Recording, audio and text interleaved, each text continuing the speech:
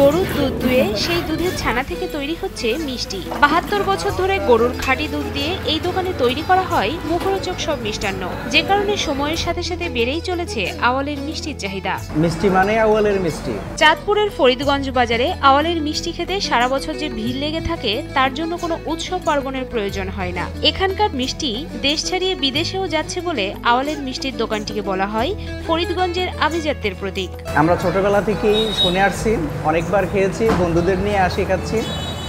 এই মিষ্টি দেশে বিদেশে সব জায়গায় সর্বজনের কাছে স্বীকৃত এবং খুবই ভালো মানের মিষ্টি। এই দোকানের প্রতিষ্ঠাতা হাজী আব্দুল আওয়াল যখন ষষ্ঠ শ্রেণীতে পড়তেন তখন থেকেই তিনি এখানে ছোট পরিসরে মিষ্টি বিক্রি শুরু করেন। এরপর কালের পরিক্রমায় তার স্পঞ্জের রসগোল্লার পরিচিতি সবার মুখে মুখে ছড়িয়ে পড়ে। এটা শুরু হয়েছে আমার আব্বা ক্লাস 6-এ যখন পড়ে, উনি ক্লাস 6-এ পড়া অবস্থায় মানে এসে দোকানটা করছে।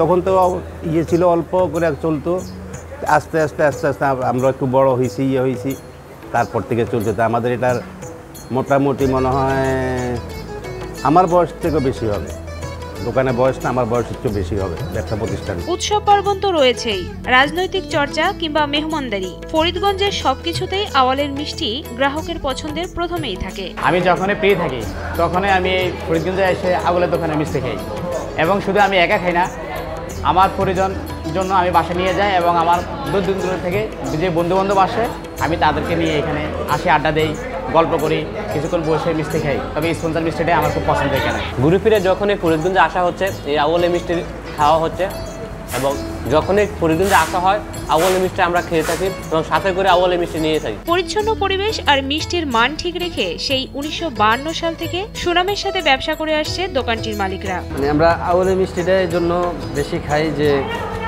আওয়ালের মিষ্টিটা শিরা বেশি, এর জন্য আমরা শিরাও খাই মিষ্টিও খাই, তো আমাদের এর জন্য বেশ ভালো লাগে। যত জায়গাতে যত মিষ্টি খাই আওয়ালের মিষ্টির মতন হয় না। আমাদের বাড়িতে যে উৎসব হয় উৎসব হলে আমি আওয়ালের মিষ্টিটা নিই। বর্তমানে দোকানটিতে স্পঞ্জের রসগোল্লা ছাড়াও শুকনো মিষ্টি, কালোজাম, মালাইকারি, দধি, রসমালাই ও ছানা তৈরি হয় বলে জানালেন দোকানের কর্মচারী। আমরা সর্বপ্রথম এটা আপনাদের যেটা বেশি চলে মানে ওটা হলো রসগোল্লা, আর আমরা ওটাতে আমাদের এখানে শুকনো মিষ্টি আছে, রসগোল্লা আছে, আপনার কালোজাম, মালাইকারি, রসমালাই আছে।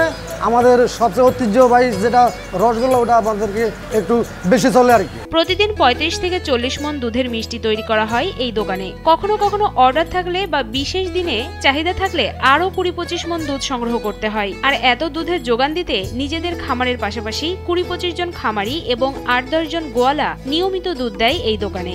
আমাদের এখানে মনে করেন আপনার বান্ধা ৩৫ থেকে ৪০ মণ দুধ কন্টিনিউ বান্ধা আছে। সেলটা আনলিমিটেড আর কি, যেটাকে বলে অনেক বেশি, অনুমানিক অন্তত মনে করেন ৩-এর কম না, ২.৫ থেকে ৩ লাখ টাকা সর্বনিম্ন। আর লোকাল বাজার হইলে আরো অন্য টাইমে আরো অনেক আনলিমিটেড অনেক বেশি, ঈদের টাইমে ৮-১০ লাখ টাকা ১৫ লাখ টাকা হয়ে যায়। প্রতিদিনের এই মহা আয়োজনে দোকান ও কারখানায় ৩০ জনেরও বেশি কর্মচারী কাজ করছে। এখানে মনে করেন আপনার এই দোকানের সাথে অনেক লোক জড়িত, অন্তত ৩০-এর উপর স্টাফে আছে। আরো আপনার মনে করেন এটার সাথে খামারিরা জড়িত আছে, অন্তত আরো মনে করেন অন্তত ৫০টা। আওয়ালের মিষ্টির সুনাম শুধু এলাকায় নয়, ছড়িয়ে পড়েছে আশেপাশের জেলাগুলোতেও। টেলিফোনে প্রায় প্রতিদিনই মিষ্টির অর্ডার আসে বাইরের জেলা থেকে। অনেকে আইসা মানে ওই আব্বার কাছে বসা থাকলে বলে যে আউয়ালের মিষ্টি দেন, আউয়ালের মিষ্টি দেন। তা আমার কাছে মনে হয় আমি বলে আউয়ালের মিষ্টি, আউয়াল সব তো বসে কেসে। তো খুব ভালো লাগে আসলে, মানে অনেক দূর থেকে লোকজন আসে।